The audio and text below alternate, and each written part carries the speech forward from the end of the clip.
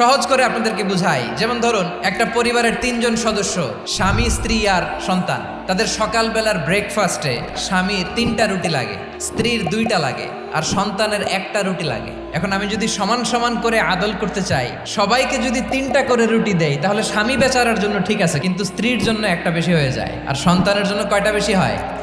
আচ্ছা, 2টা করে যদি সবাই দেয় সমান সমান নীতিতে, তাহলে স্ত্রীর জন্য, স্ত্রী বেচারির জন্য ঠিক আছে, কিন্তু স্বামীর কয়টা কম পড়ে? আর সন্তানের বেশি হয়ে যায় কয়টা? আচ্ছা, সমান সমান নীতিতে সবাইকে যদি সকালের নাস্তার জন্য 1টা করে রুটি দেই, সন্তানের জন্য ঠিক আছে, কিন্তু স্ত্রী বেচারির কম পড়ে কয়টা? স্বামীর কম পড়ে কয়টা?